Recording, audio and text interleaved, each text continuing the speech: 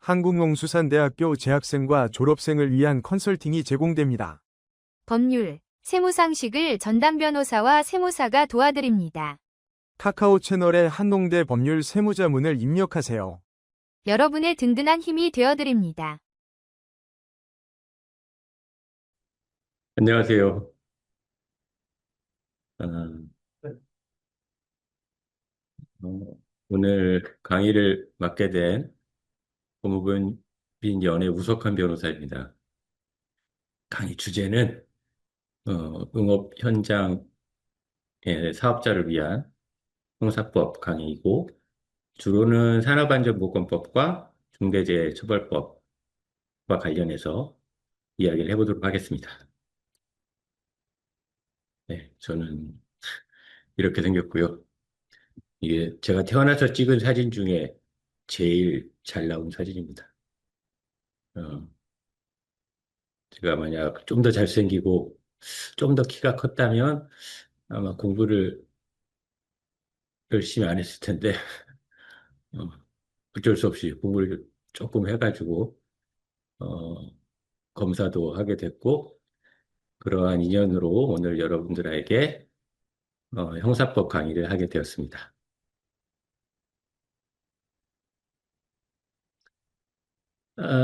강의 목표는 우선 어떤 사고가 있는지를 한번 보고 그리고 어떤 법적 책임이 있는지도 한번 보고 그리고 실전 대응 능력 이런 큰 카테고리를 이렇게 되어 있고요. 그러니까 사고 유형에 있어서는 농업, 축산업, 수산업 현장에서 빈번하게 발생하는 사고 유형이 뭐가 있는지 한번 보고 그리고 오늘의 큰 주제인 산업안전보건법이나 중대재해처벌법의 처벌 구조 그리고 의무의 범위 그리고 최근 판례들이 어떠한지 이런 것들을 한번 보겠습니다.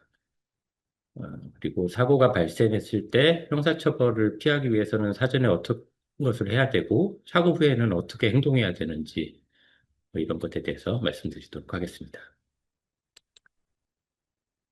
이런 개요는 목차니까 넘어가고요.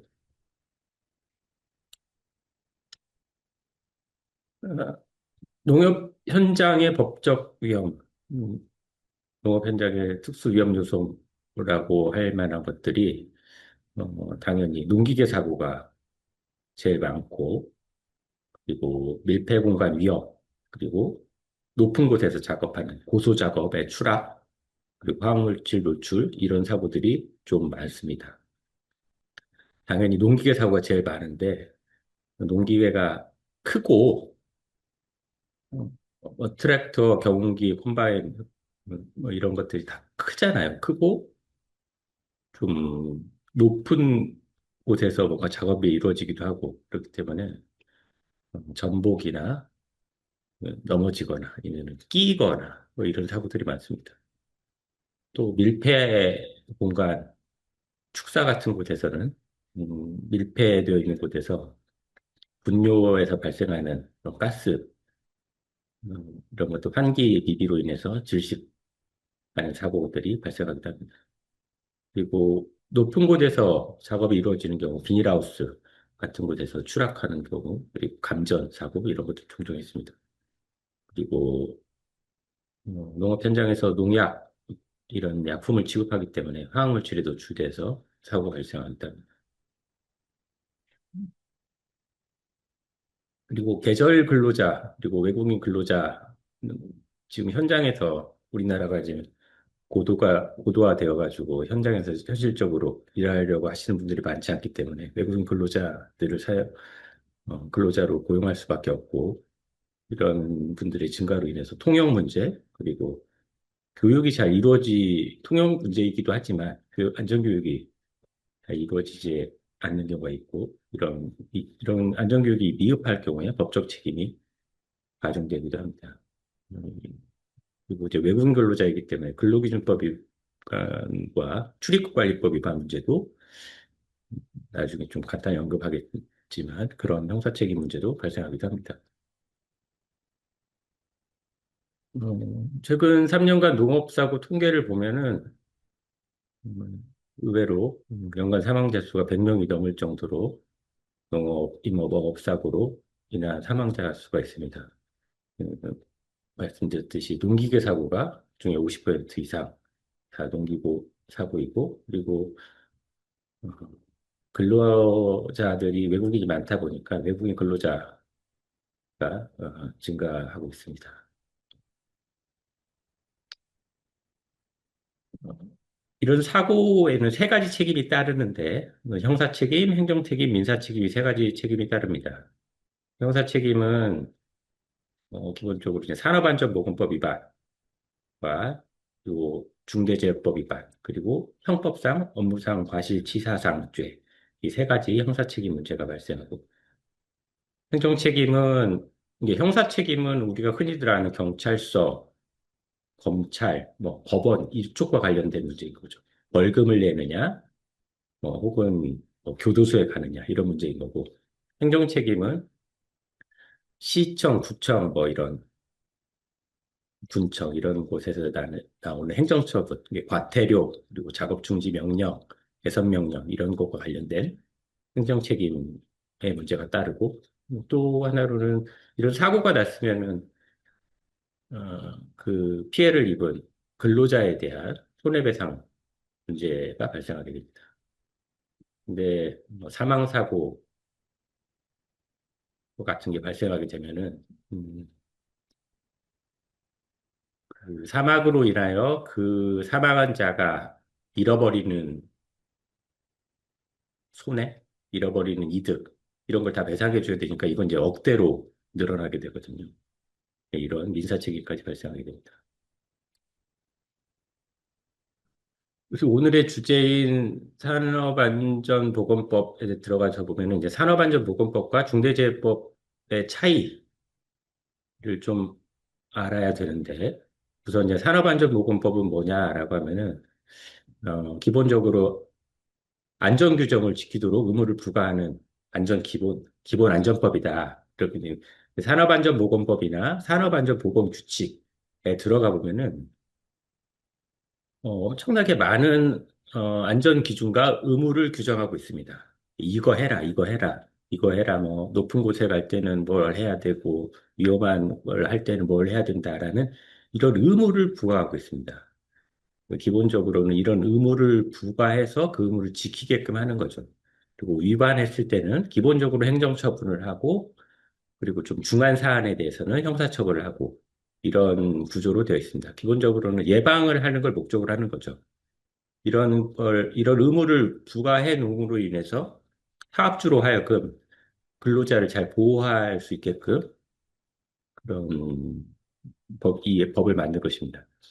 근데 중대재해처벌법은 아까 산업안전보건법은 예방을 목적으로 만든 법이면 이 중대재해처벌법은 만든 이유가 산업안전보건법으로만 했더니 속된 말로 빠져나가는 경우, 이게 사업주들.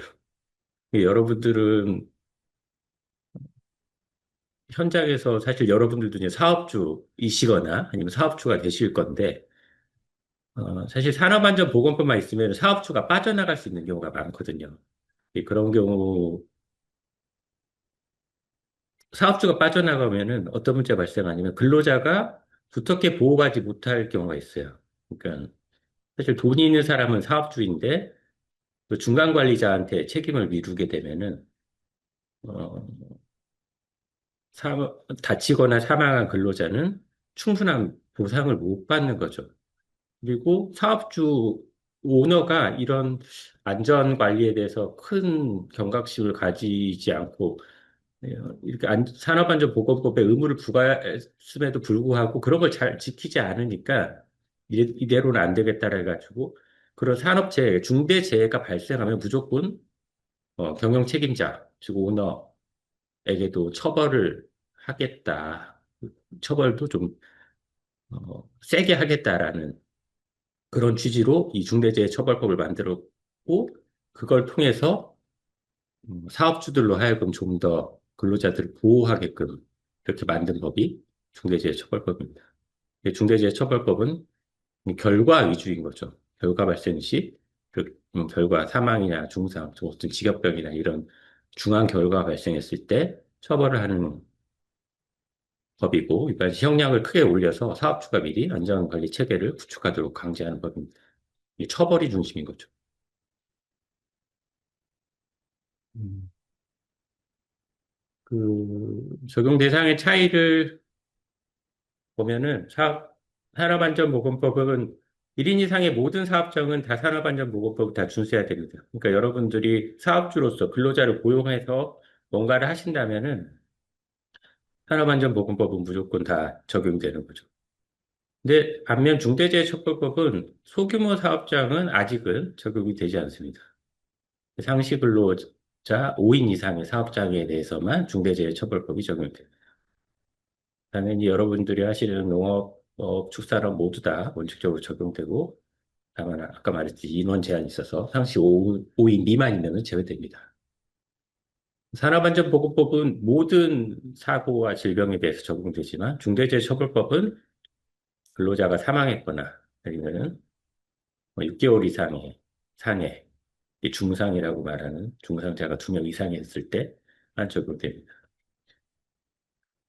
네, 말씀드렸듯이 농업 현장도 아무튼 근로자 한 명만 있어도 산업안전보건법은 적용된다 이렇게 이해하시면 됩니다. 내 사업장이 내가 지금 운영하고 있는 사업장이 현시 근로자를 5명 이상 쓰고 있다라고 하면 나도 중대재해가 발생하면은 나도 처벌 대상이 될 수 있다라는 걸 인식하고 계셔야 돼요. 음. 처벌 대상도 조금 차이가 있습니다. 산업안전보건법은 사업주, 그리고 관리감독자, 안전관리자, 법인.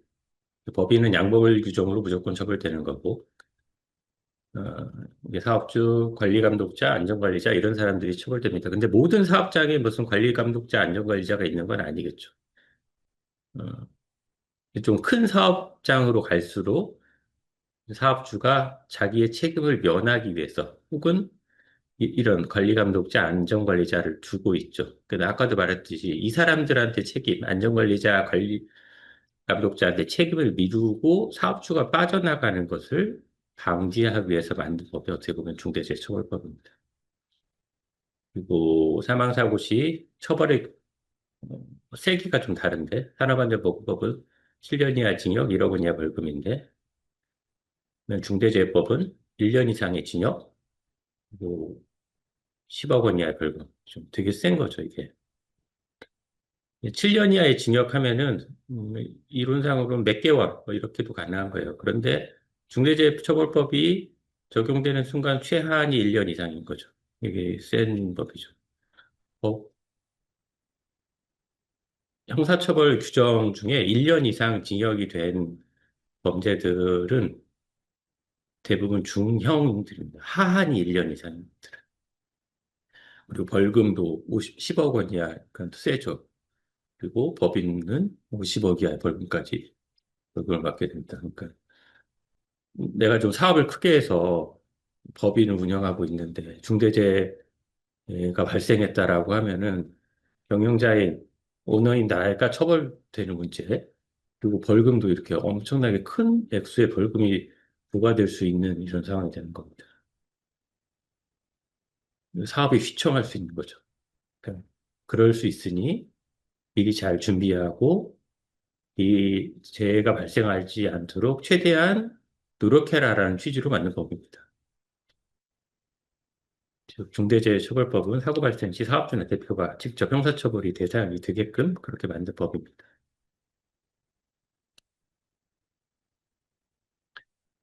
어, 아까도 말씀드렸듯이 산업안전보건법의 기본 개념은 근로자의 안전과 보건을 확보하는 게 목적입니다.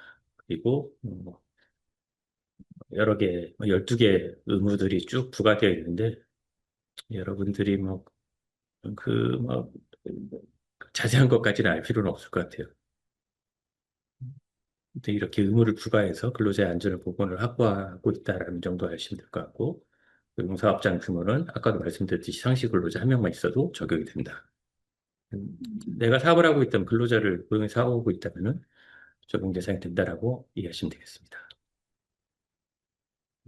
그 사업주의 핵심 의무, 이게 산업안전보건법상 규정인데 사업주의 핵심 의무면은 뭐 당연한 거겠지만 여기 보면 이제 되게 상식선에서 근데 이것뿐만 아니라 되게 엄청나게 많은 의무들이 나열되어 있습니다. 근데 그걸 다 뭐 솔직히 말하면은 이걸 다 지키기는 정말 쉽지 않아요.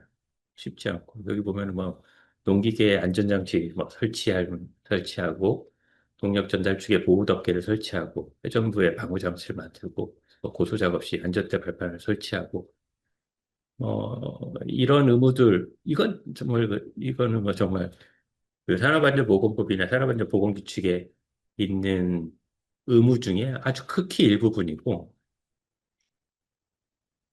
되게 많은 의무들이 나열되어 있습니다. 그러면은 그거를 일일이 다 정말 체크해서 하기는 정말 쉽지 않습니다. 그리고 그 이 법률 현장에서는 이 산업안전보건법에 대해서 이런 얘기를 해요. 그러면 산업재해가 발생하면은 빠져나가는 게 거의 쉽지 않습니다. 이게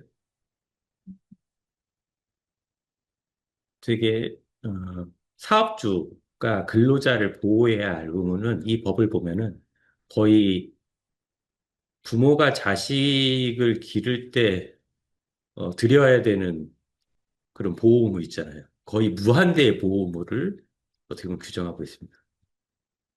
어, 사고가 뭔가가 났고 그러면 그 사고원이 뭐냐? 얼핏 생각하면 이거 근로자의 잘못 같거든요.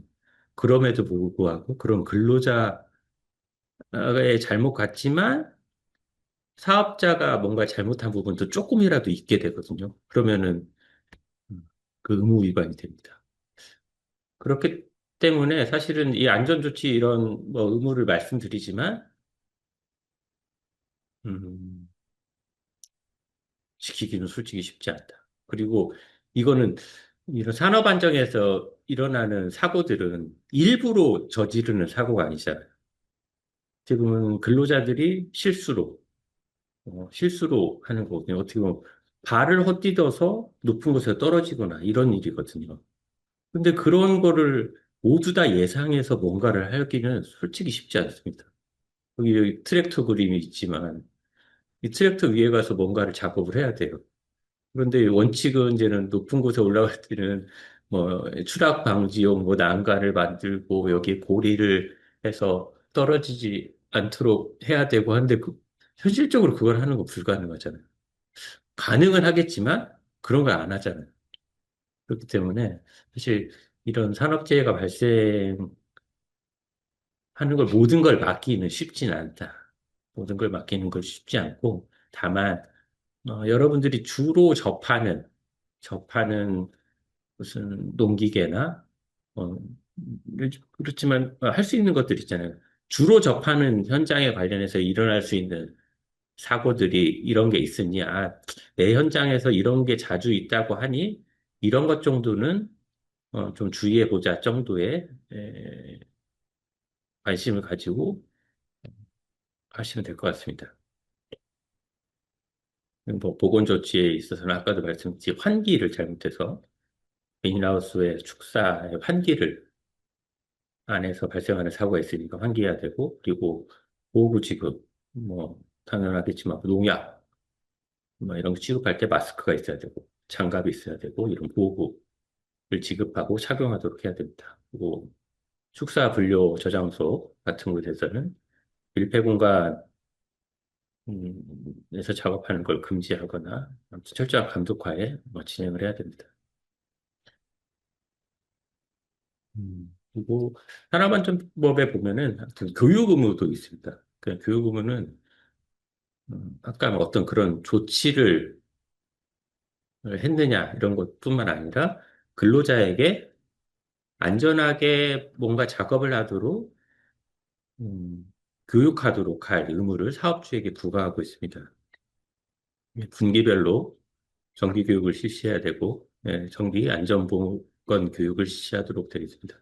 근데 현실적으로 그럼 어떻게 하느냐 이걸 내가 뭐 근로자들을 모아놓고 전문가도 아닌데 이걸 어떻게 하겠어요? 그러니까 하는 거 쉽지 않죠. 그렇기 때문에 국가에서는 온라인으로 산업안전보건공단이나 이런 데 홈페이지에 들어가면 온라인 교육 자료들이 있습니다.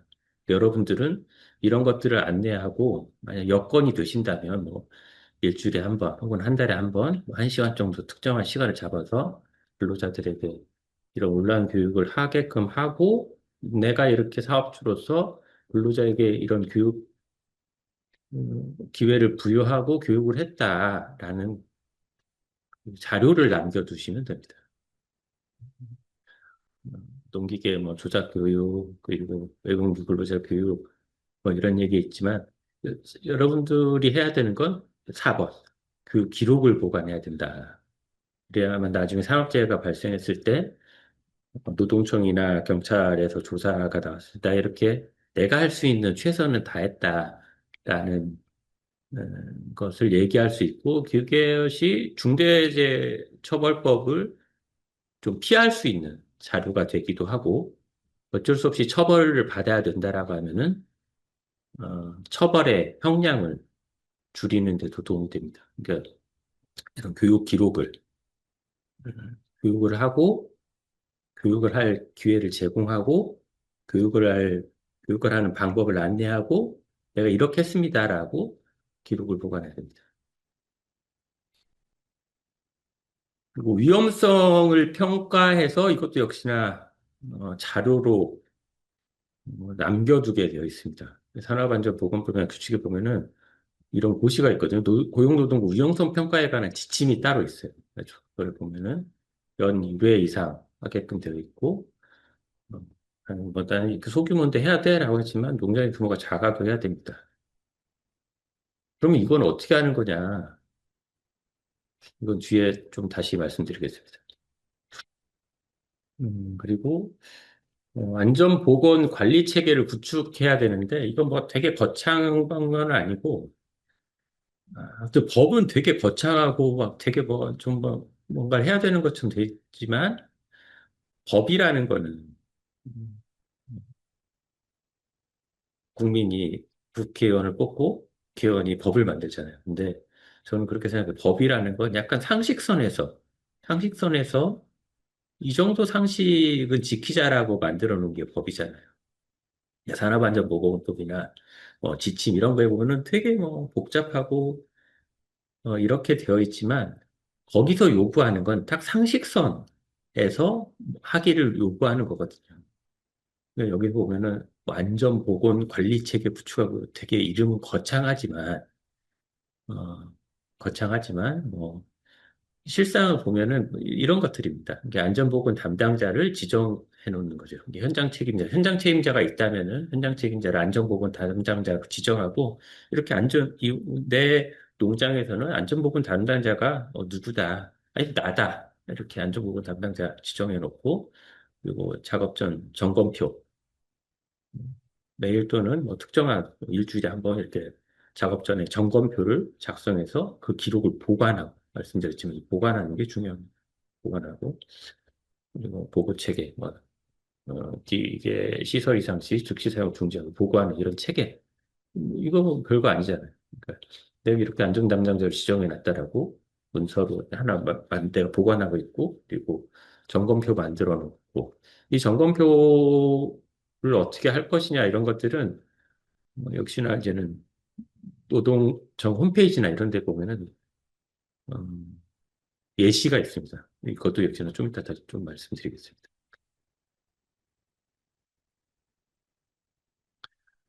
음, 처벌에 관해서 이 형사 지금 제가 말씀드리는 게 형사에 관한 거니까 무슨 처벌은 되게 세게 돼 있어요. 그러니까 보면은 이것도 역시나 더 많지만 예시적인 겁니다. 이 안전조치나 보건조치를 미이행하면 5년 이하 징역 5천만 원 이하 벌금 필요습니다. 아까 말한 그런 교육 실시해야 된다고 했는데 교육을 실시하지 않으면은 500만 원 이하의 과태료가 나올 수 있습니다. 그리고 안전조치 중 예를 들면 안전조치도 엄청나게 많지만 예를 들자면 보호구를 지급해야 하잖아요. 근데 보호구를 미지급했다. 그럼 이것도 안전조치 위반인 거죠. 그러니까 5년 이하 징역 5천만 원. 그리고 뭐 관할 관청에서 이거 위험해라고 작업 중지 했는데 그걸 그냥 중지하지 않고 계속 뭘 했다라고 하면 역시나 이렇습니다. 그런데 여러분들이 이제는 법을 볼 때 이게 나중에 우선 그래서 이런 문제가 발생했다라고 하면은 기본적으로는 저는 이제 법률 전문가한테 상의를 받아보시라라고 안내를 드리는데 내가 뭐 아무튼 급하고 궁금해서 뭔가 법을 봐야 돼. 근데 보면은 이렇게 처벌이 이렇게 돼 있잖아요. 5년 이하의 징역 또는 5천만 원 이하 벌금. 야, 이거 내가 교도소에 5년을 가야 된다는 얘기야? 혹은 내가 5천만 원의 벌금을 내야 된다는 얘기야? 라고 생각하실 수 있잖아요. 근데 여기에 있는 거는 우선 이하니까 이건 상한입니다, 상한. 이런 뭔가 잘못을 해서 제일 죄질이 나쁜 사람은 징역 5년. 그리고 어떤 사정에서 벌금을 해야 되는데 제일 나쁜 경우가 5천만 원이라는 겁니다. 그러니까 현실적으로는 떻게 부과가 되냐면 첫 번째 잘못한 사람은 이것의 10분의 1, 10분의 1이면 예를 들면 한 500만 원이잖아요. 10분의 1을 기준으로 플러스 마이너스 정도가 내가 첫 번째 잘못한 것의 형량이라고 꼭 그렇진 않지만 그렇게 이해하시면 좋습니다. 예. 내가 뭔가 안전조치를 이행하지 않아서 근로자로부터 고발을 당했어. 그래가지고 내가 결국은 뭐 이거 너무 명백해서 형사처벌을 받을 수밖에 없어. 이런 상황이 된다라고 하면은 이제 뭐 5천만 원의 반저 10분의 1이면 500만 원이잖아요. 근데 500만 원 조금 많고 그러니까 뭐 그 정도에서 플러스 마이너스다라고 생각하시면 되고 그러면 이제 두 번째 했을 때는 제 경험상 두 번째 정도까지는 벌금해 줍니다. 꼭 그렇지는 않지만 두 번째까지는 첫 번째 500만 원 했다면 두 번째는 한 1,000만 원. 그리고 세 번째 하면은 그때는 이제 벌금으로 안 됩니다. 그때는 재판에 넘겨서 이제는 이 징역형 쪽으로 가는 거죠. 징역 1년에 집행유예 2년. 그래가지고 한 번 또 봐주고, 그리고 와서 한 네 번째 했다라고 하면 그때는 이제 교도소에 갈 수밖에 없는 거죠. 이런 식의 에, 양형 감각. 아니, 여기 적혀 있는 게 이렇다고 하면은 그런 정도로 받아들이시면 됩니다. 근데 물론 이제 사망사고가 발생했다. 누군가 다치거나 누군가 사망했다. 라고 하면은 사람안전보호법상은 이런 누군가 사망했다라고 하면 단순히 이런 걸로는 안 끝나는 거죠. 사망사고가 발생했을 때는 음, 여러분 여러분의 가족이 근로 현장에서 사망했다라고 생각해 보시면은 그런데 어, 그 사업주가 여러분의 가족인 근로자한테 뭔가 보호 조치를 잘 안 했어. 보호 장비도 제공하지 않아서 보호 장비만 착용했더라면은 사망까지는 안 했을 텐데, 뭐 쉽게 들은 예로 안전모만 있었어도 넘어지면서 머리를 다치진 않았을 텐데, 안전모를 지급받지 못해가지고 사망했다라고 하면은, 근데 내 가족이 그렇게 사망했다라고 하면은, 과연 이 형사처벌로는 그게 뭐라 그러죠? 보상? 위로가 되지는 않는 거죠. 사망사고가 발생했을 때는 어, 그럼 아까 말했듯이 무슨 첫 번째는 벌금, 두 번째도 벌금, 세 번째는 집행유예, 네 번째 실형 이런 통상적인 절차로 가지 않습니다. 사망사고가 발생했을 때는 벌금으로 끝나는 경우는 거의 없어요. 사망사고가 발생했을 때는 어, 잘못이 아주 경미하다 했을 때는 집행유예.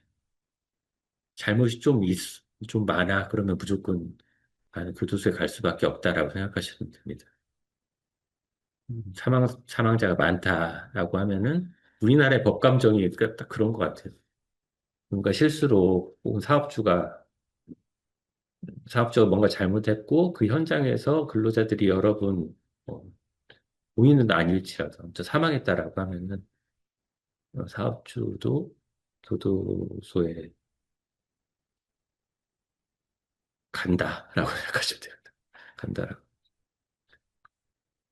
아무튼 중대재해처벌법에 대해서 말씀드리면은 아까도 말씀드렸듯이 중대재해처벌법은 산업안전보건법에서 빠져나가는 경우를 방지하기 위해서 그러니까 사업주를 처벌하기 위해서 만든 법입니다. 사망자가 한 명 이상 있거나 동일 사고로 전치 6개월의 중상의 자가 2명 이상 있거나 그리고 지역병 환자가 3명 이상 있거나 이런 경우에 중대산업재해로 해가지고 중대재해처벌법이 적용됩니다. 적용돼서 사업자는 아까도 말씀드렸듯이 상식으로 이제 5인 이상 사업장이다 라는 걸 정리하시면 될 것 같습니다.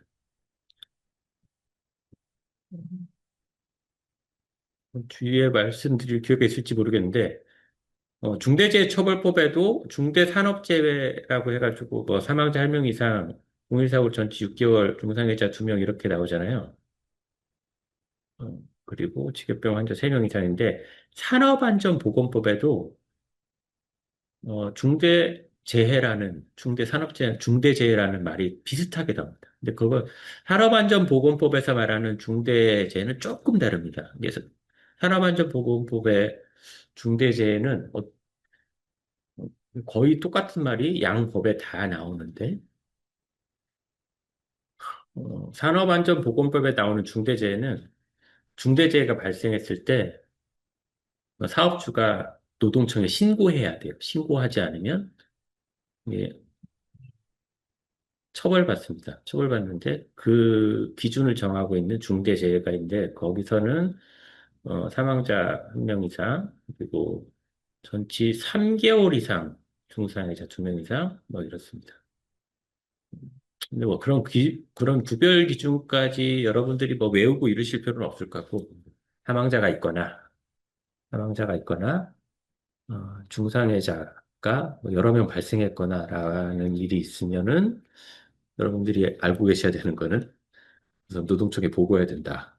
그리고 그런 정도의 큰 사고가 났으면은 권장해 드리는 게 일단은 법률 전문가, 변호사가 됐건 아니면 노무사가 됐건 법률 전문가하고 일단은 초기 단계에서부터 상의를 해야 됩니다. 그걸 상의를 해야 적절한 조언을 받을 수 있고 그렇습니다. 그러니까 여기에 오늘 저희가 말씀드리는 걸 굳이 뭐 다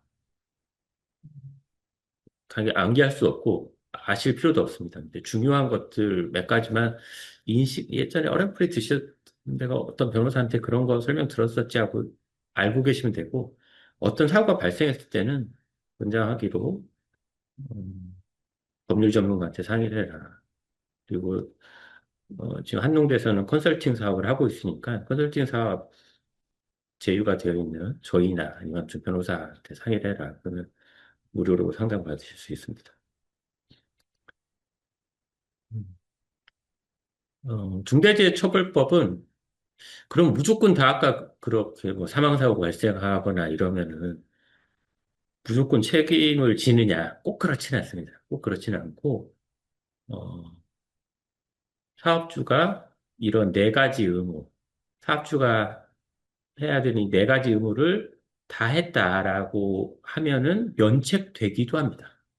여기 아까도 말씀드린 안전 보건관리 체계를 만들어 두고 있는지, 그리고 재예방 예산이나 인력을 확보하고 있는지, 그리고 관계기관의 개선 영역을 잘 이해하고 있는지, 그리고 이를 도급 주거나 외부 업체를 이용해서 근로자를 내가 직접 고용하는 게 아니라 외부 업체를 이용해서 근로를 시켰을 때도 안전관리 책임을 다 했는지 이런 요소를 다 했다라고 하면 사업주가 처벌되지 않을 수도 있습니다. 예, 중대재해처벌법은 추가로 이런 걸 아무튼 만전을 기해서 근로자를 보호하게끔 만드는 거죠. 그리고 이러한 의무를 다 했다라는 어, 기록, 아까 말했듯이 서면을 만들어 놔야 됩니다. 실제로 대기업들 보면은 이런 산업재해가 발생하면은 그걸 뭐 모르겠어요. 그 진짜로 성실하게 했는지 어쩐지 모르겠지만 그 자료만 엄청나게 두꺼운 양으로 그걸 만들어서 제출을 합니다. 자기들이 이렇게 해왔다. 음. 안전관리, 안전보건관리 체계, 그러니까 사업주가 중대재해처벌법을 위반하기 위해서 해야 되는 그 안전보건관리 체계 구축 관련해서는 이것도 역시나 이렇게 막 복잡하거나 이런 건 아니고 소규모 사업장이라면은 여기도 있지만 문서 세 정도면 좋다. 이렇게 막 너무 아까 말씀드린 그런 큰 기업에서 하는 것처럼 엄청나게 많은 양의 뭔가를 하라는 게 아니라 세네 장 정도의 문서를 만드는 거다. 아까도 말씀드렸듯이 대표자 또는 현장 책임자를 안전보건 담당자로 지정하는 거고 그 문서 하나 만들어 놓고 작업장 점검표 능기가 이렇게 점검했다. 그리고 이렇게 뭐 이런 위험 요소가 있는지 점검했다라는 뭐 점검표를 작성하고 또 보고 체계를 운영하고 이런 정도의 안전 보건 관리 체계를 구축해 놓고 나 이거 하고 있고 했어요라는 이런 문서를 만들어 둔 그리고 위험성 평가를 해야 되는데 여기 보면은 소규모 사업장용 간편 위험성 평가 방법 안내서라는 게 고용노동부 홈페이지 자료실에 가면 있습니다. 근데 이거는 뭐냐면은 어, 약간 이렇게 뭐표 같은 거거든요. 표가 이게 이게 여기에 가면은 예시가 있는데 뭐 이렇게 그럼 뭐냐 뭐 별건 아니고 이렇게 뭐 종이 한 장 쪽 여기 종이 한 장에 이 왼쪽에다는 내 현장에는 이러한 위험 요소가 있고 이 가운데 있다는 나는 어떻게 하겠다. 그리고 내가 그 실제로 떻게 했다라는 거를 여기도 적혀 있지만 그런 뭐 A4 몇 장짜리 문서를 만들고 연간 1회 정도 하면 됩니다. 그러면은 근데 보면은 이 고용노동 홈페이지에 여기 막 들어가서 보면은 양식이 있긴 한데 아, 나 잘 모르겠다.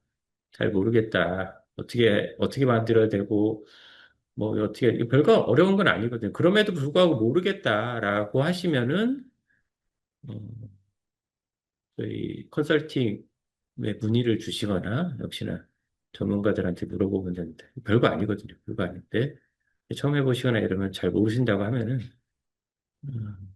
그냥 어떻게 하는지 모르겠어요. 혹은 뭐 그거 하나 만들어 주세요 하면은 양식을 만들어 드릴 수 있습니다.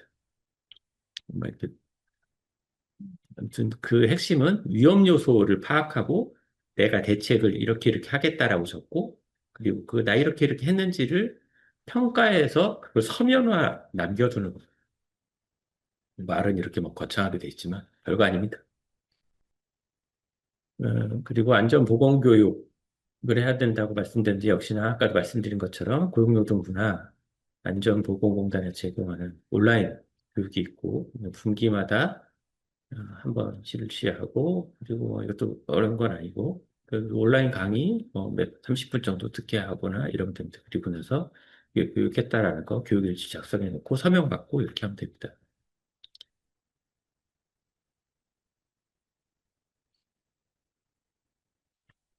그리고 예산과 인력을 확보해야 되는데 여기 적혀 있지만 이것도 거창한 게 아닙니다. 거창한 게 아니라 뭐 안전관리 예산을 뭐 수억 원을 확보 뭐 이렇게 하는 거 뭐 사실 이거 불가능하고 여기 적혀 있지만 뭐 이제 내 산업 현장에서 발생할 수 있는 문제가 뭐 방호덮개가 있는데 내가 그 교체 비용을 어, 이렇게 마련했다라고 선언을 해놓는 거죠. 그리고 사다리 발판을 분명 예산 이게 얼마 많지는 않을 거 아니에요. 방호덮개, 뭐 사다리 안전대 모으고 지급 비용 그리고 점검 비용 이게 뭐 많지는 않을 거니까 이렇게 뭐 비용 이렇게 마련돼 있다라는 걸 서면화해 놓으면 되는 겁니다. 교육비는 뭐 당연히 온라인 교육하면은 교육비 부담 없이 이행 가능한 거니까요. 그러니까 내가 이렇게 안전에 관련해서 비용을 쓰기 위해서 이런 항목을 마련해 뒀다라는 것을 예산을 배정해 놨다라고 서면화해 놓으면 됩니다. 그리고 어, 이제 도급 용역 시 안전관리가 이게 왜 중요하냐면은 내, 내 근로자한테 일을 시키는 거, 내 근로자가 잘 몰라서 저는 외부의 근로자를 도급 줘서 이렇게 일을 시키는 경우 있는데 그 경우에도 역시나 이제는 책임을 뭐 산업재해가 발생했을 때 책임을 져야 될 수가 있는데 그런 경우에도 역시나 이제 이런 근거를 남겨두면 된다. 이게 외부 수리기사가 작업 뭔가를 했다. 근데 내 근로자를 평소에 교육을 시키잖아요. 근데 외부 기사 그렇다고 외부 기사한테 시킬 때마다 뭐 교육시키고 있을 수는 없잖아요. 그러니까 이러이러한 위험 요인이 있다. 그러니까 이렇게 유의해달라라고 설명서 한쪽 자리를 만들어 준다든가 아니면 문자로 이렇게 카톡도 좋고요. 예, 근거를 남겨준 분들. 나 이렇게 교육하고 안전관리했다라는 거. 그리고 이제 단기 근로자. 예, 내가 정규로 고용하는 게 아니라 이동 노동자한테 작업을 시킬 때도 역시나 마찬가지로 작업 지식서, 그래서 뭐 안전교육 A4로 만들어두고 올 때마다 서명받거나 이렇게 하면 되는 겁니다. 말씀드렸듯이 법이 요구하는 거는 최소한 할 것들을 하라는 거지 되게 거창한 무엇을 하라는 건 아니거든요. 그런 정도로 이해하시면 될 것 같습니다. 음. 이 중대재해처벌법이 됐을 경우에는 경영 책임자는 1년 이상의 징역, 10억 원 이하의 벌금, 그리고 해당 법인은 50억 이하의 벌금. 그러면은 이 사람들만 처벌받냐? 아니라 아까도 같이 산업안전보건법에 의해서 관리감독자도 처벌받습니다. 음. 그런데 이제 경영 책임자는 그러면은 내 법인의 등기상 대표자, 대표이사만 책임자냐? 뭐 그렇진 않습니다. 실질적인 운영자 있잖아요. 뭐 농장도 보면은 그런 경우도 있잖아요. 혹은 뭐 모든 사업이 그렇지만 어머니 명의로 뭔가를 하는데 실질적으로 내가 운영하는 경우 있잖아요. 그러면은 그 실질적인 운영자도 처벌을 받습니다. 그 실질을 보지 꼭 명목상의 그게 중요한 건 아니라 이 말이죠. 그러니까 내 어머니를 음, 대표이사로 해놨어. 그러면은 내 어머니도 처벌받을 수 있고 실질적인 운영자인 나도 처벌받을 수 있고 이런 겁니다.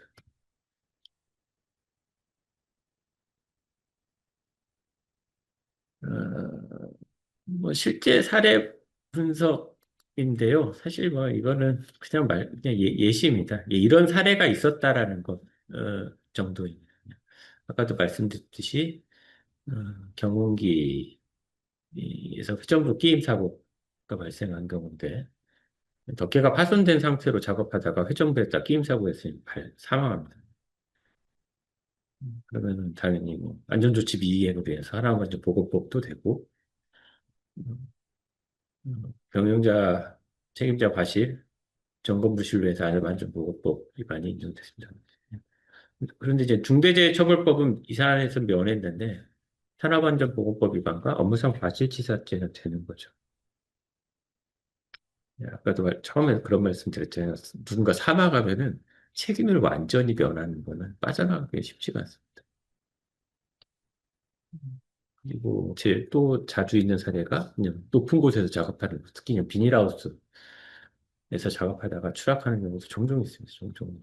그리고 사다리를 고정하지 않았다거나 그리고 안전대를 착용하고 해야 되는데 참 이런 거 하기가 꼭 해야 되지만 좀 귀찮거든요. 그러니까 잘 안 해서 요즘은. 그러면 사업주가 뭐 그래 너 착용 꼭 해 이렇게 말만 하면 안 된다는 거죠. 실제로 그런 거 지급하고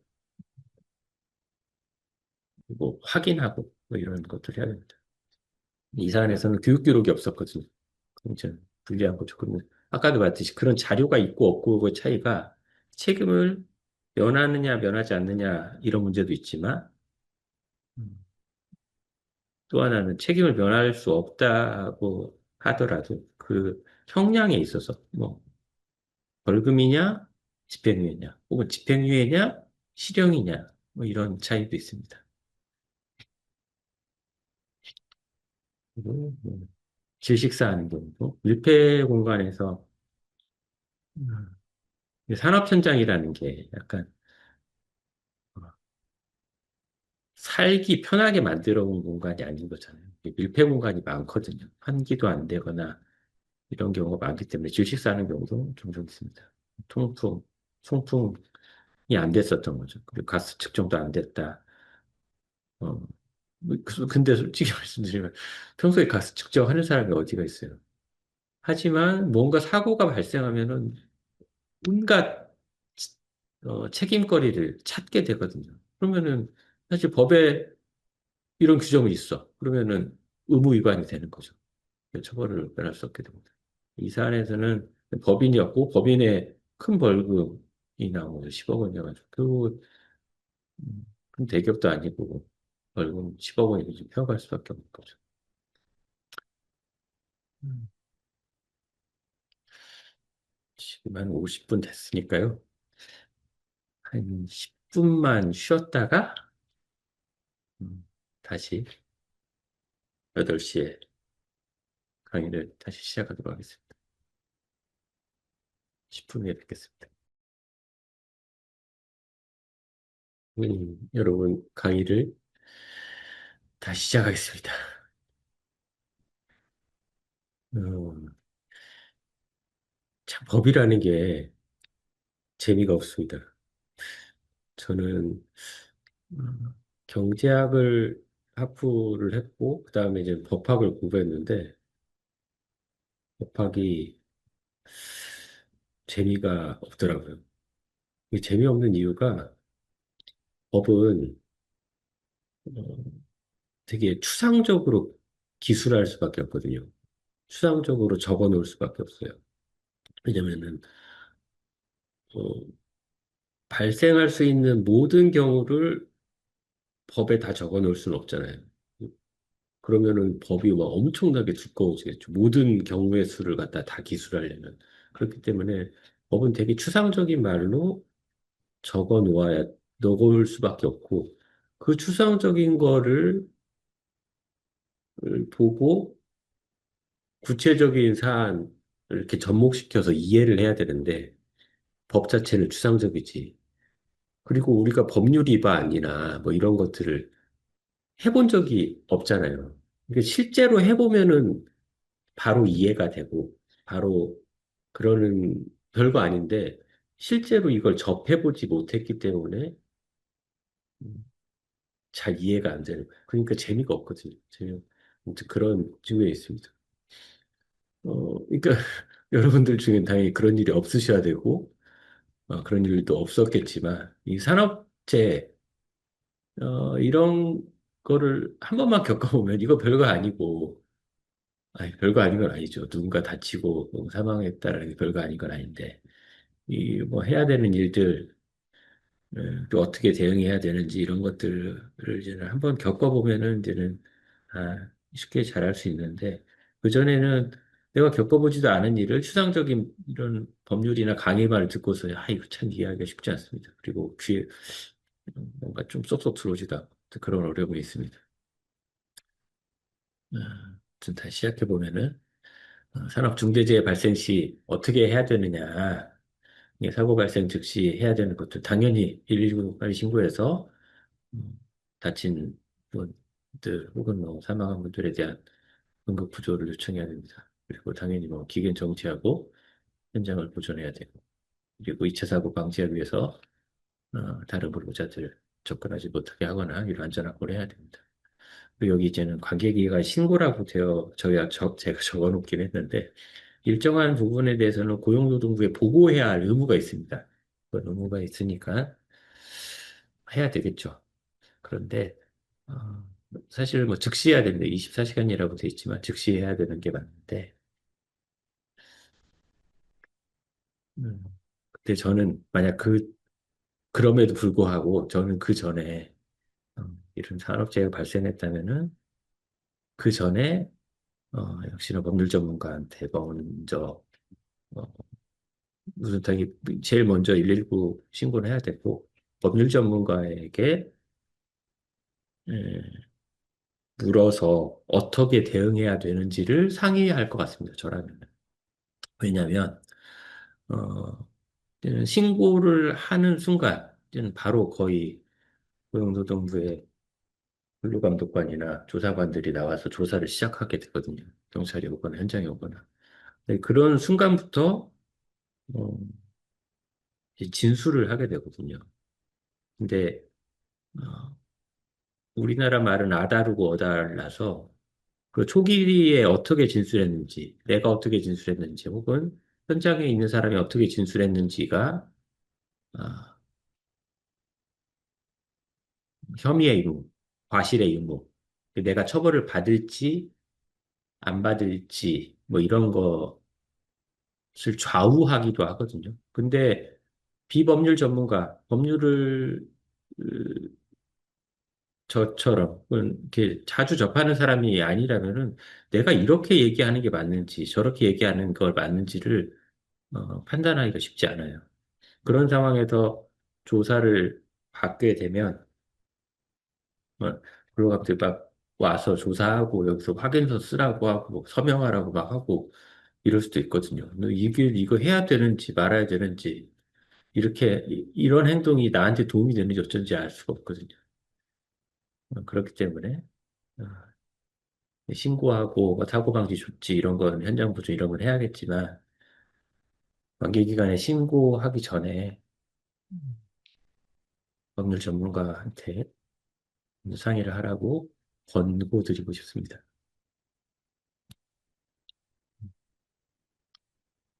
여력이 된다면은 그러니까 특히 사망사고 정도가 생겼다라고 하면은 법률 변호사를 선임을 하는 게 맞아요.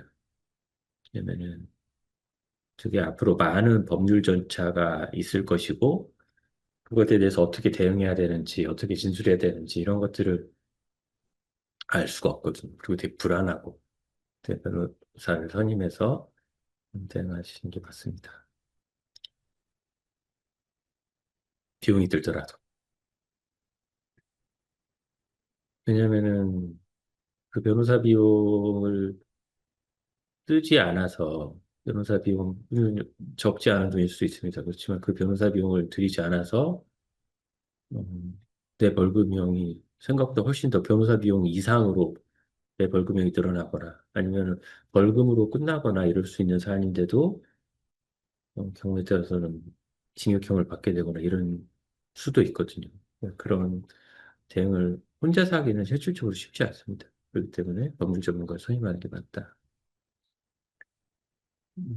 그리고 그런 사고가 났다라고 하면은 뭐 관련 자료, 아까도 말씀 서면으로 제가 남겨두라고 했던 그런 교육 자료, 점검 자료 이런 것들을 다시 구비해야 되고 당연히 근로자와의 근로계약서, 그리고 내가 작업 지시서 어떤 걸 했는지 이 작업 지시서도 중요한 것이 산업 현장에서 발생하는 일들 중에는 내가 이거 시키지도 않았는데 엉뚱한 일 하다가 산업재해가 발생하기도 하거든요. 근데 과연 그런 경우에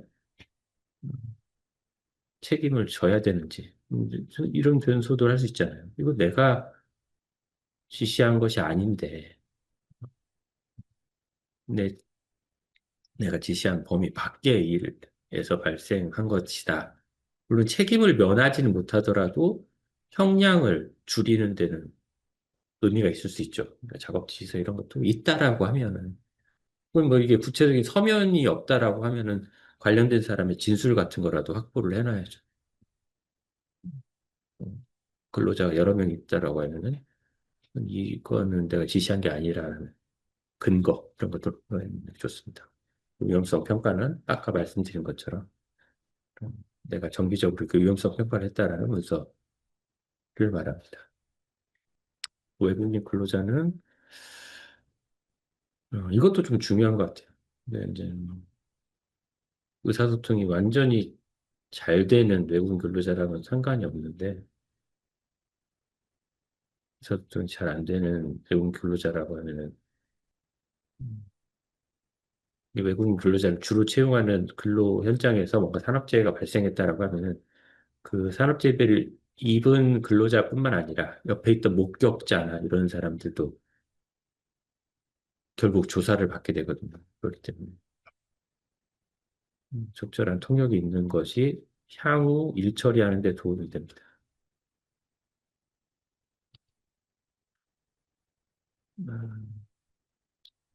음, 재발 방지 대책. 예, 이 사고가 발생하고 난 다음에 일인 거죠. 이제 재발 방지 어떤 미비점이 발견됐다라면 이 재발 방지 대책, 나 이렇게 했습니다라는 재발 방지 대책을 제출하는 것도 형량을 줄이는 데 도움이 됩니다. 한번 규정을 정비하고 그러니까 예산이나 인력 어, 이 마련되어 있지 않다라고 하면 이렇게 예산 계획을 이렇게 예산 마련했어요. 이런 뭐 기계 교체 보수 계획도 마련했어요라고 뭐 실제로 그걸 한 다음에 그런 서류를 제출하거나 아니면 이런 대책을 마련해서 그걸 갖다가 음, 조사 과정에서 제출하는 겁니다.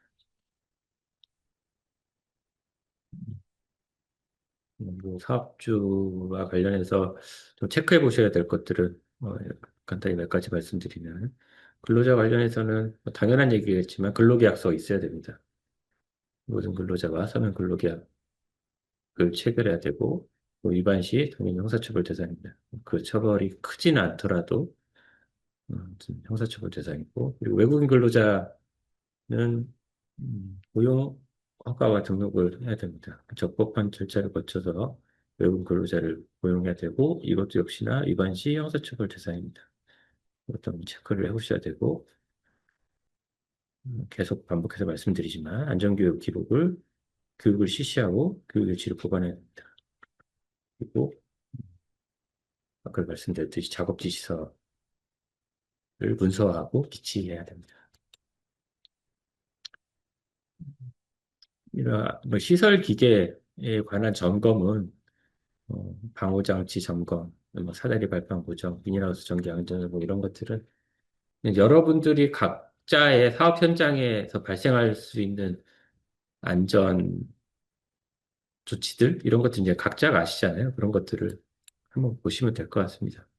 그 관리 체계 이 부분은 아까도 누차 말씀드렸듯이 뭐 위험성 평가 연일에 실시하고 보건 담당 지정하고 뭐 체크리스트 마련해서 운영하고 보고 체계 마련하고 뭐 이런 것들이 계속 반복되는 거니까.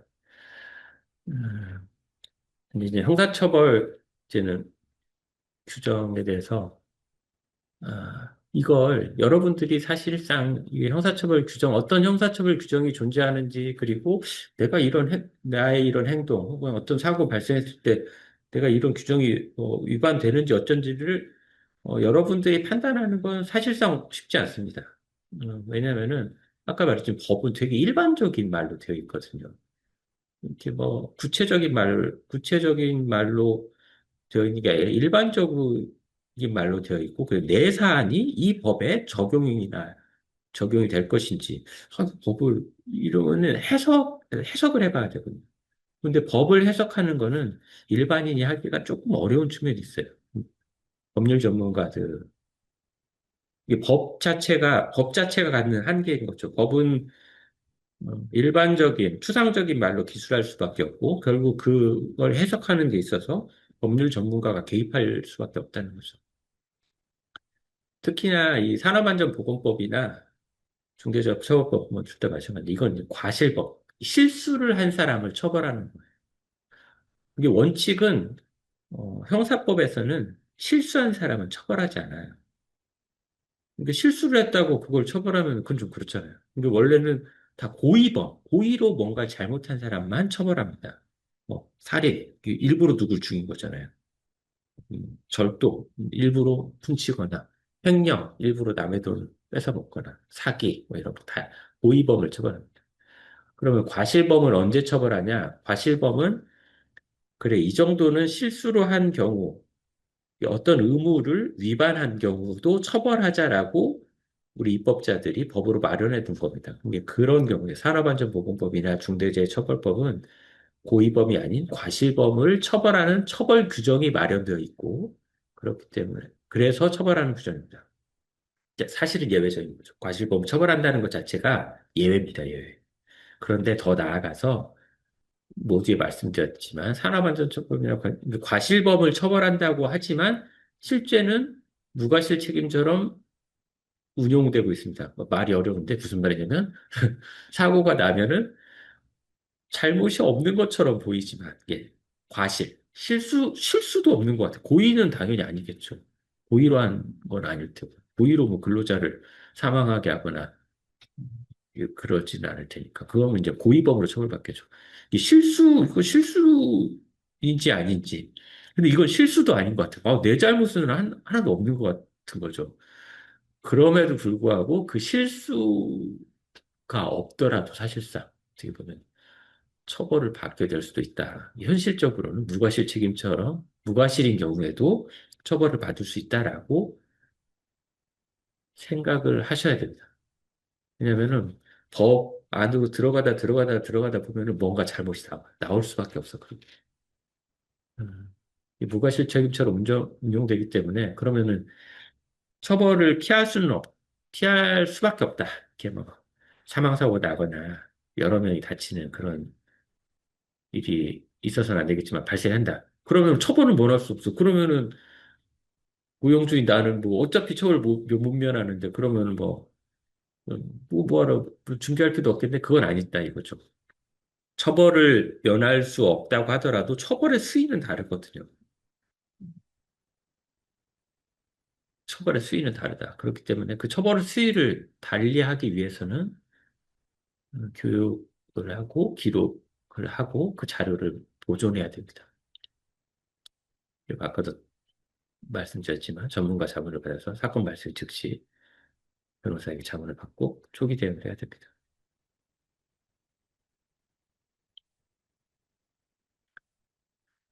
아,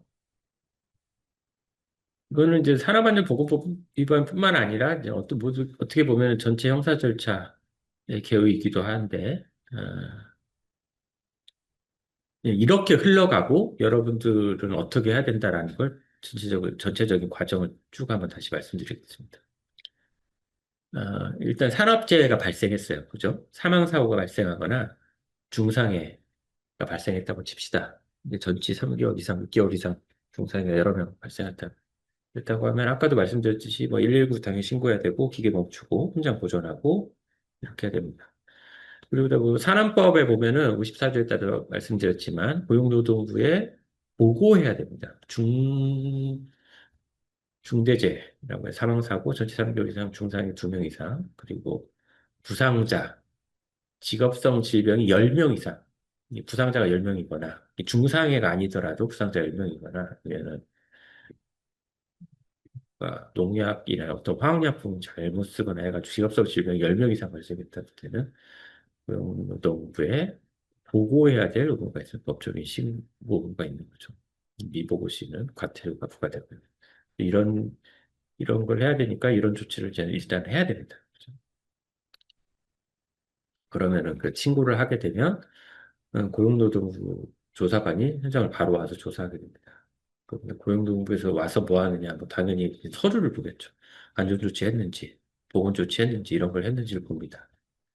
그리고 위험성 평가, 아까도 말씀드린 이런 걸 했는지, 그 교육을 했는지, 그리고 작업 지시, 점검 체계를 어떻게 했는지, 그리고 시설에 어떤 뭐 미비점이 있었는지 이런 걸 다 봅니다. 그리고 사업주가 관리 감독을 잘했는지, 그리고 통역이나 교육도 잘 이루어졌는지 이런 것들을 봅니다. 이런 것들을 보는데 당연히 현장에 와서 사진을 찍죠. 사진을 찍고 이런 걸 합니다. 관계자 면담이라고 해서 옆에 동료 근로자들 그리고 여러분 사업자의 진술을 듣고 그거를 서류로 남기게 됩니다. 서류로. 그런데 아까도 말씀드렸듯이 음, 이게 엄청 중요합니다. 이게 초기 진술이 엄청 중요해서 초기 진술을 어떻게 하느냐가 사실상 어떤 경우에는 혐의 유무를 좌우하기도 하고 그렇습니다. 그렇기 때문에 이거를 어떻게 진술하는지 관련해서 거짓말을 하라는 건 아니고요. 거짓말을 하라는 건 아닌데 똑같은 사안에 대해서도 이렇게 얘기하는 것과 저렇게 하는 게 엄청 차이가 있는 경우가 있거든요. 그 방향이나 이런 것과 관련해서 법률 전문가의 자문을 받는 게 좋다.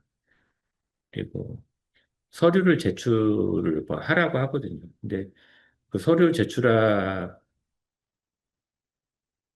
것도 어떻게 할 것인지 현장에서 저 그런 거 없어요. 이렇게 답변할 것인지 아니면은 뭐야 뭐 좀 미비한 것이 있을 때 저 그런 거 없어요. 이렇게 답변할 것인지 아니면은 뭐 좀 보완해서 내일 제출할게요. 이렇게 말하는 걸 좀 뭐 이런 게 다 좀 다르거든요. 이런 것들이 이루어지기 때문에 이런 것들을 당황하지 않고 대응하려면은 전문가의 도움 받는 게 좋습니다. 음, 그리고 고용노동부도 결국 이게 사법경찰관 같은 거거든요. 이 고용노동부도 경찰의 역할을 하는 거예요. 산업안전보건법과 중대재해처벌법과 관련해서는 고용노동부의 공무원이 경찰입니다. 그래서 이 사람들도 경찰로서 자기가 이 사건을 조사하고 어, 불송치, 죄가 안 돼. 불송치, 불기소, 혹은 검찰에 넘긴 송치, 이걸 정리를 하게 됩니다. 어, 근데 이제 현장 조사뿐만 아니라, 어, 고용노동부 청에 가서 조사를 받거든요. 조사를 받고, 피의자 신문 조서, 이런 조서의 형태로 조사관은 그거를 정리를 하게 되는데, 그런 말 있잖아요. 그런 말 있습니다. 조서는 꾸민다라고 하거든요. 그 말이 왜 나오는 거냐면, 조사관이 막 질문을 하고 그거를 어, 그대로 녹취를 하는 게 아니에요. 그대로 녹취하는 게 아니라 지금은 어, 이런 전자기기가 발달해가지고 우리가 지금 이렇게 얘기를 하면 그게 바로 AI 같은 게 바로 그대로 녹취해서 타이핑이 바로 되잖아요. 사실은 예전에는 그런 게 안 됐던 거죠. 그랬던 게 안 됐던 시대에는 그 사람이 말하는 걸 다 고스란히 조서에 남길 수가 없었어요.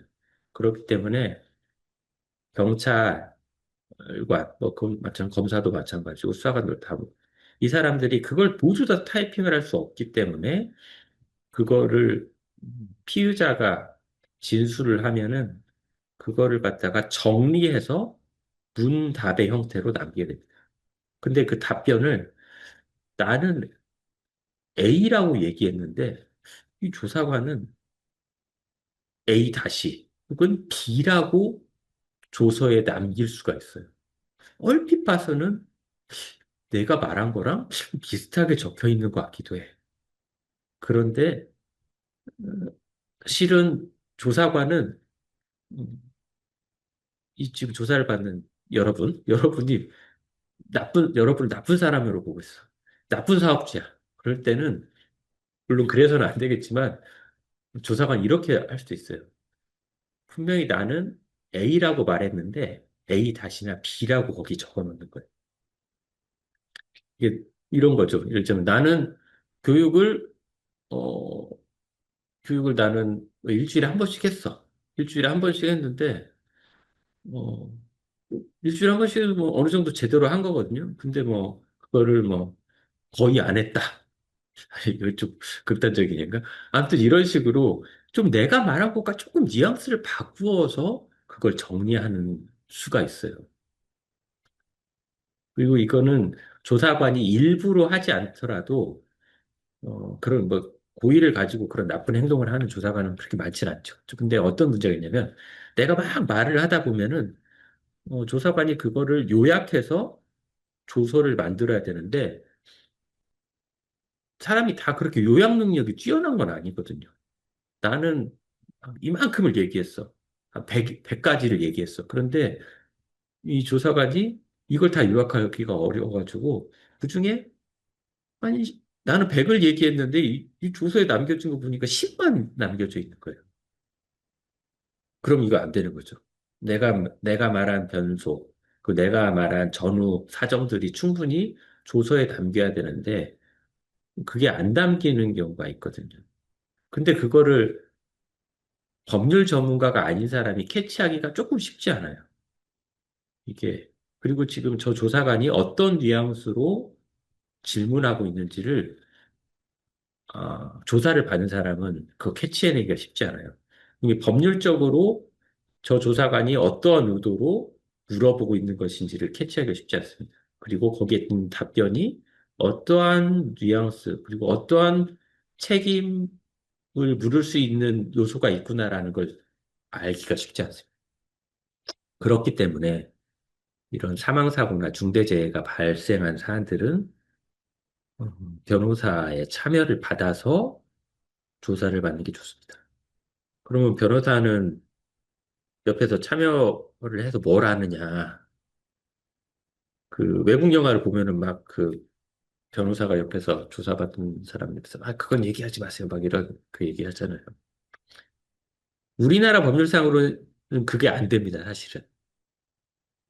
그렇게 우리나라의 법률에서의 변호사의 참여는 일제시대 때 예전에는 일제시대 때나 이럴 때는 되게 많이 그 경찰관들이 조사를 받는 사람을 때렸어요. 때렸다고 하더라고요. 제가 본 건 아니니까 때렸다고 하더라고요. 우리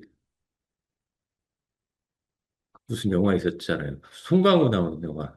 그 영화 보면은 범죄지 무슨 아니 뭐 그런 영화 있었는데 송강호 경찰로 나오는데 음, 대한민국 무슨 강간의 제국이 알아와서 막 오자마자 무조건 때리잖아요. 이게 그게 한 7, 80, 1970년대, 80년대는 부지기수였던 거죠. 그 일제시대 때 더했고, 그렇기 때문에 그런 것들을 못하도록 변호사가 참여해서 그런 가혹행위를 못하도록 감시하라는 취지에서 변호사 참여제도가 만들어졌기 때문에 지금 법제상으로는 변호사가 피해자가 조사받는데 조사에 끼어들어서 뭐 이렇게 진술하래요, 저렇게 진술하세요 얘기하는 게 사실상은 안 됩니다. 하지만 어, 이런 건 할 수가 있어요. 그러니까 조사관이 A를 물어봤는지 B를 물어봤는지 그런 경우 엄청 많거든요. 조사관은 A를 물어봤는데 동문서답하는 경우 이런 경우가 많기 때문에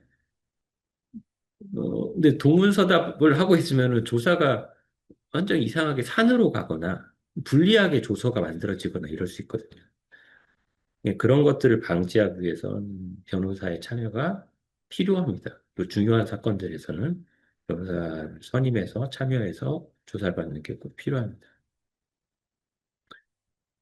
그런 고용노동부가 그런 걸 조사한다라는 걸 말씀드리겠습니다.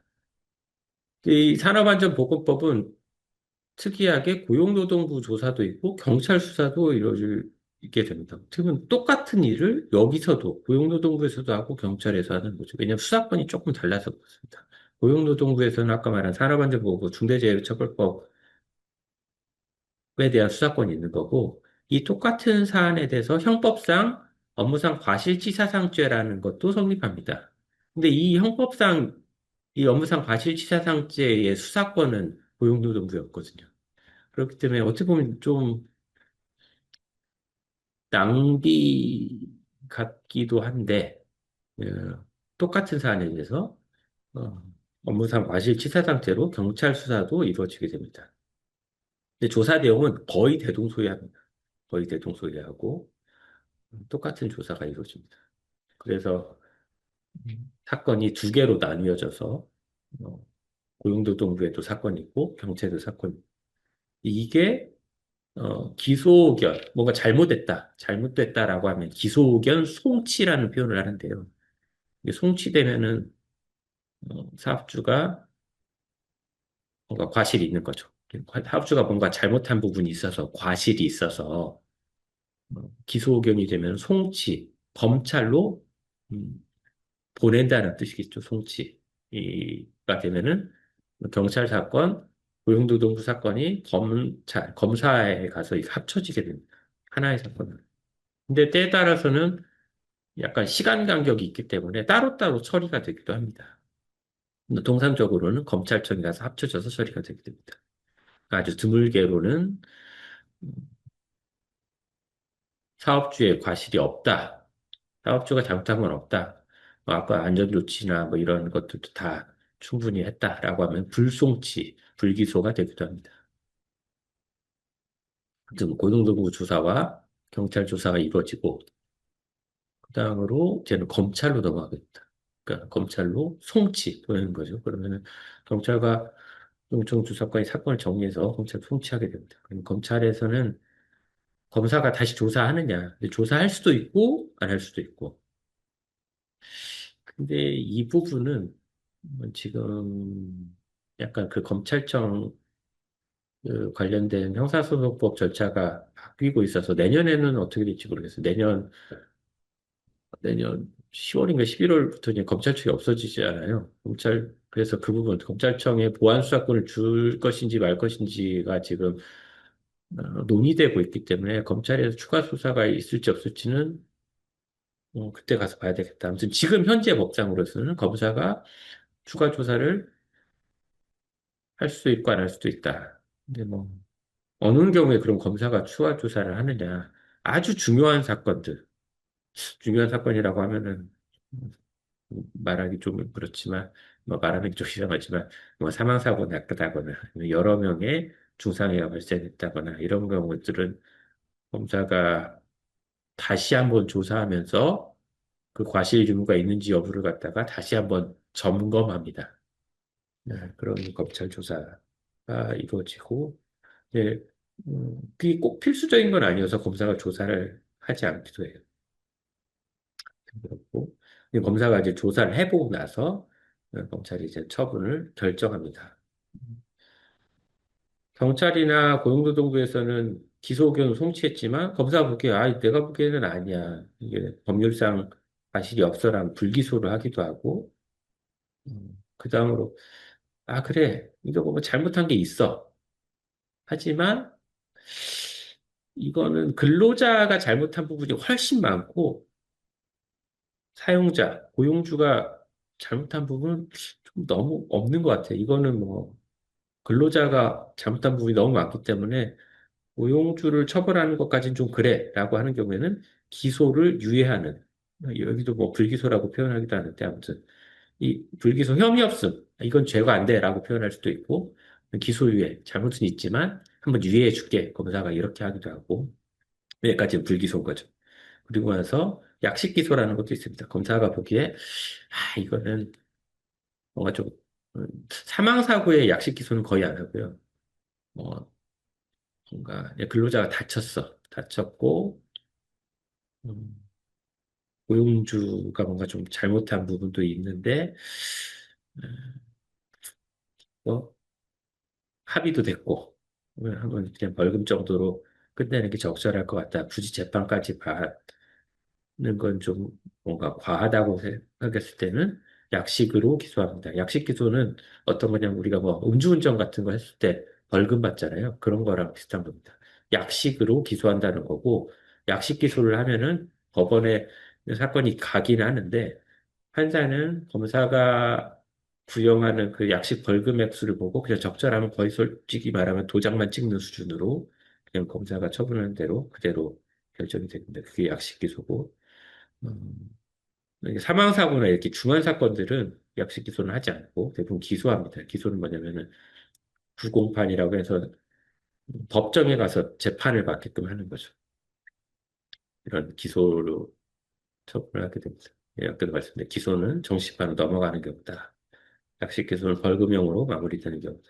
기소에는 이런 기소, 약식 기소나 정식 기소를 유예하는 경우다라고 하시면 될 것 같고, 불기소는 혐의 없음으로 종결되는 경우입니다. 그렇다고 하면 이제는 여기까지가 검찰 단계고, 그 다음 단계로, 근데, 어, 안타깝게도 이제 사망사고나 여러 명이 다치시거나 이런 경우에 검사가 기소 정식판을 넘기게 되는데, 그럼 이제 법원에 가서 형사재판을 받게 됩니다. 재판을 받게 되는데, 이제 법원에 가서는 음, 2단계가 됐다. 2단계가 됐다라고 하면은, 음, 법원에 재판을 받아야 되는 단계가 됐다라고 하면, 지금까지 여전히 변호사를 선임하지 않으셨더라도, 법원에 가서 재판을 받는 단계까지 됐다라고 하면은, 어, 변호사를 선임하셔야 됩니다. 왜냐면 산업안전보건법이나 중대재해처벌법으로 재판을 받게 되는 상황이다라고 하면은, 어, 검사도 당연히 실형의 가능성이 있다라고 판단해서 법원에 넘기는 거기 때문에 중한 사안이라는 거거든요. 그러니까 이거는 뭐 주변에 물어봤더니 이거 뭐 벌금형으로 끝날 것 같다라는 이런 막연한 비법률가들의 전문가 아닌 사람들의 말을 듣고 그냥 가만히 계시면 안 되고 변호사나 법률가의 상담을 받으셔야 된다. 왜냐면은 뭐 오판에서 정말 뭐 교도소에 간다라고 하면은 이 교도소에 간다는 문제가 죽고 사는 문제는 아니지만 사회적으로는 이게 아주 큰 타격이 있거든요. 여러분이 가장인데 갑자기 덜컥 구속이 돼서 교도소에 간다고 쳐봐요. 그러면은 이게 심각한 문제예요. 이게 뭐 사회적인 평판도 문제지만 경제 활동이 올스톱이 될 수 있거든요. 내 가족의 수입 이런 게 끊기게 되고 그리고 뭐 서류 작업 이런 거 은행도 갈 수 없어요. 그래가지고 대출을 받아야 되는데 은행을 가지 못해서 대출을 받지 못하고 그냥 사업적으로도 타격이 엄청 있을 수 있거든요. 그러니까 교도소에 갈 수 있는 위험이 있다라는 건 좀 심각한 문제거든요. 근데 이런 단계, 법원의 재판이 넘겨지는 단계가 됐다라고 하면은 변호사를 선임하시는 것 같습니다. 판사는 법원에 넘겨지는 경우더라도 그럼 무조건 다 교도소에 가느냐, 그건 아니고 경우에 따라 크게 이렇게 네 가지가 있게 됩니다. 벌금형을 받는 경우도 있고, 이 세 가지, 벌금형, 집행유예, 징역형은 유죄인 거죠. 죄는 인정되는 경우. 근데 판사가 보기에 합의도 됐고, 뭐, 약간 뭐, 잘못도 크지 않다라고 하면은 벌금형을 할 수도 있고, 이건 좀 사안은 중한데 합의가 됐어. 그러면은 뭐 집행유예를 하기도 됩니다. 집행유예는 뭐냐면 징역형이지만 집행을 유예한다. 뭐 이런 얘기입니다. 그러니까 원래는 원칙적으로 교도소에 가야 되지만 합의도 됐고 이번에 한번 봐줄게요. 라고 하면서 한 2년 동안 조심해서 지내셔야 됩니다라는 게 집행을 유예한다는 거. 징역형에 집행을 유예한다는 의미입니다. 징역형은 이제 실제로 수감되는 거예요. 교도소에 짧게는 6개월, 길게는 몇 년, 이렇게 교도소에 간다는 이런 실형을 넣을 수 있고, 이런 실형이 나는 경우는 상식적으로 뭐가 과실이 많다거나 사업주에 아니면 사안도 중한데 근로자의 유족들이나 이렇게 합의가 안 됐거나 이런 경우는 징역형이 실형을 하게 됩니다.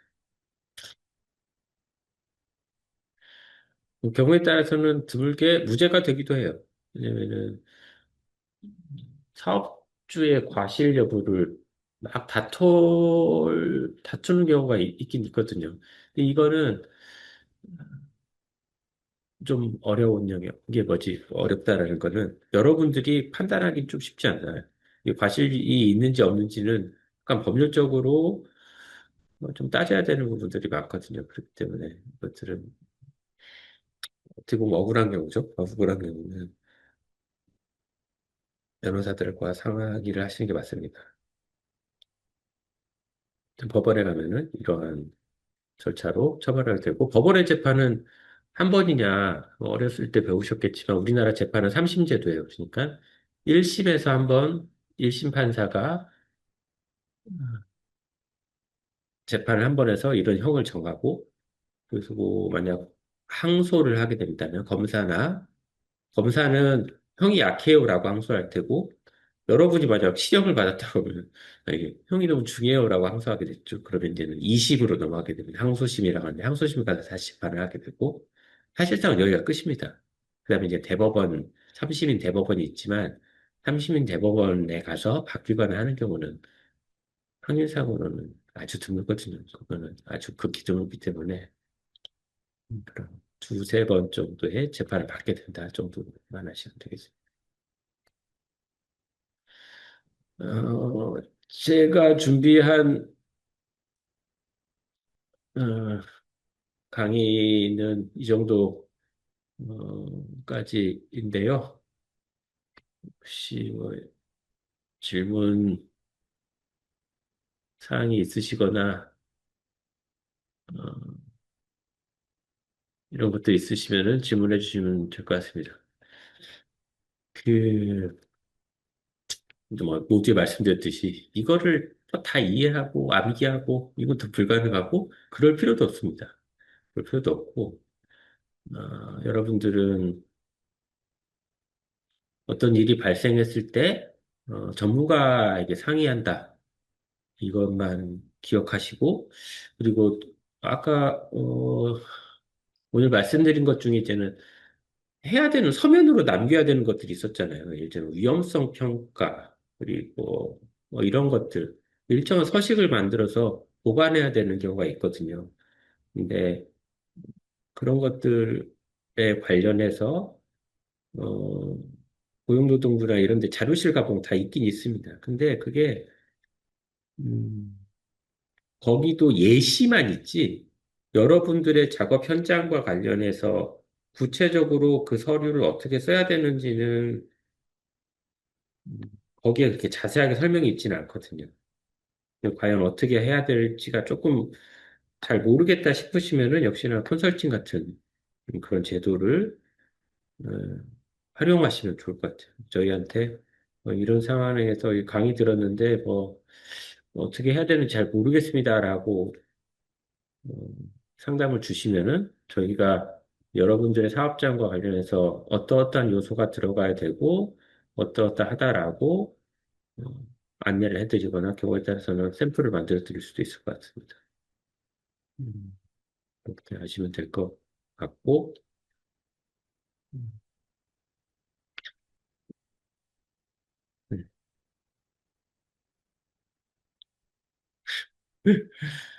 네, 됐습니다. 혹시 질문이 있으시면은, 질문을 주시면은 답변을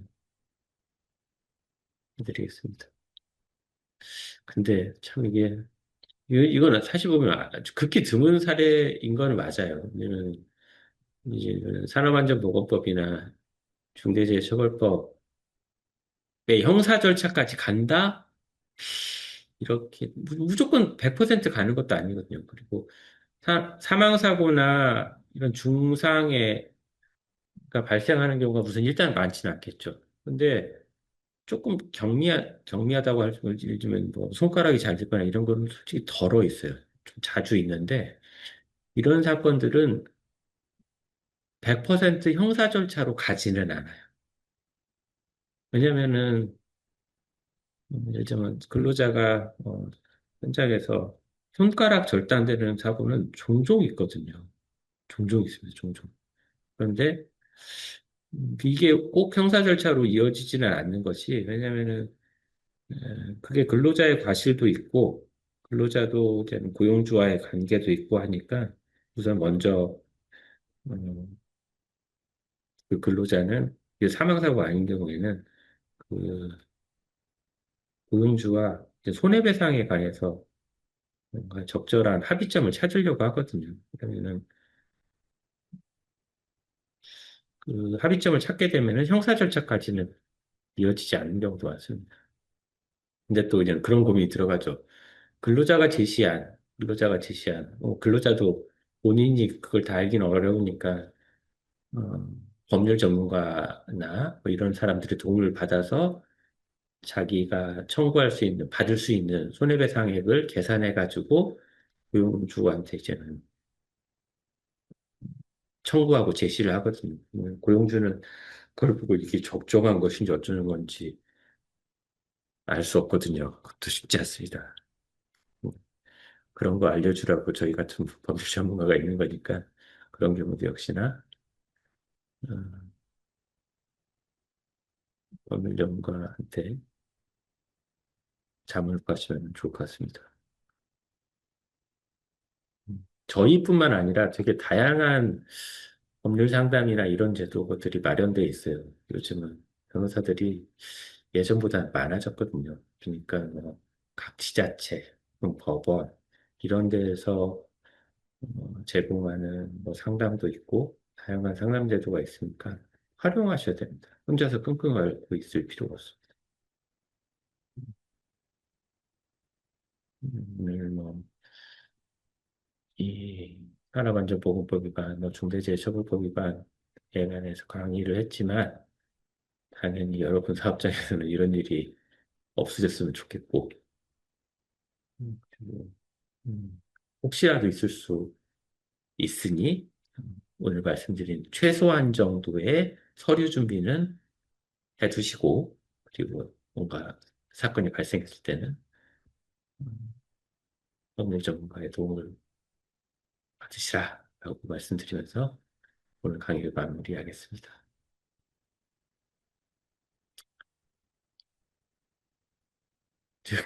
이런 거 처음이거든요. 강의 처음인데 부족했다면 양해해 주시고 혹시라도 더 필요한 거 있으시면은 연락 주시면은 저희가 성심껏 도와드리겠습니다. 감사합니다.